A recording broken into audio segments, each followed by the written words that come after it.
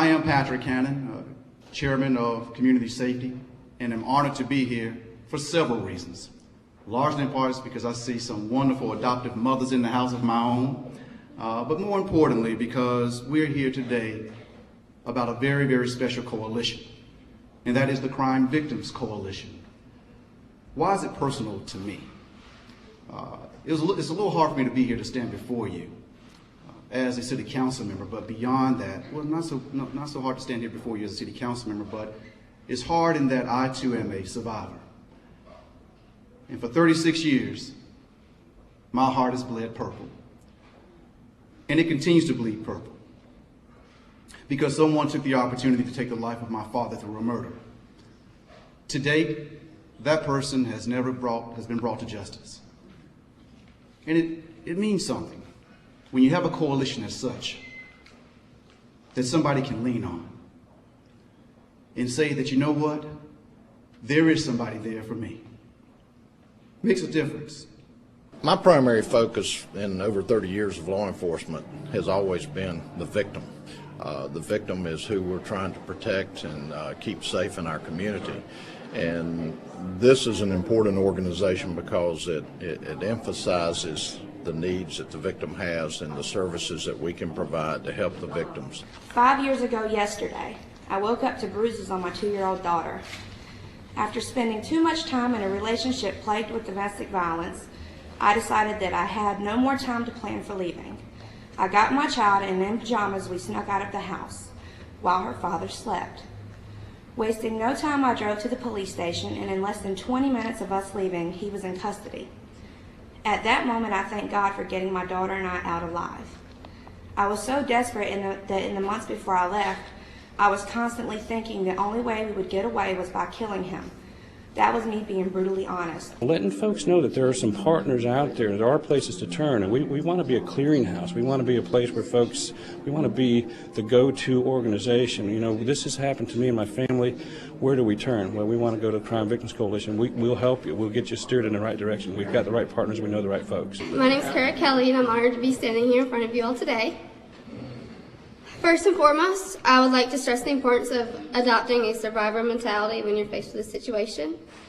All my hard work was to get home to my friends and my family, and there are 3 main things that helped me to survive, and I'm going to share them with you today. My first plan of action when I was in the trunk of a car was I'm not going to get out. So like George said, I removed the taillight and was able to peer out of a hole this big to trace my steps. And how I did that, I just used certain landscape or landmarks so I could trace all my steps back, which was a great idea. But as George said, by doing this alone, I was able to lead law enforcement back to the actual location of the crime.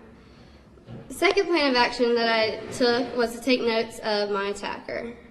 I took down all of his physical descriptions as well as his tattoo on his arm, but in addition, if he had piercings or other forms of identification, you need to do that as well.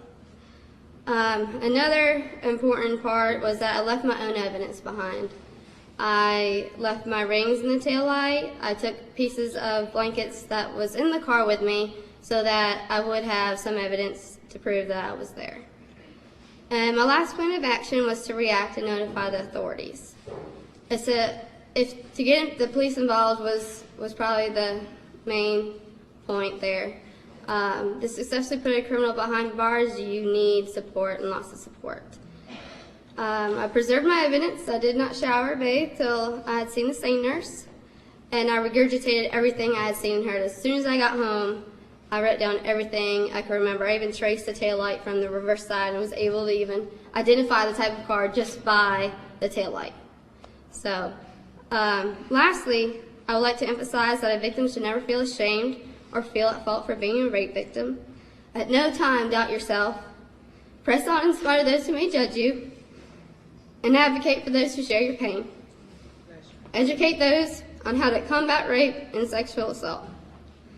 Like George said, today I'm a senior at Winthrop University. I'm studying sociology with a concentration in criminology.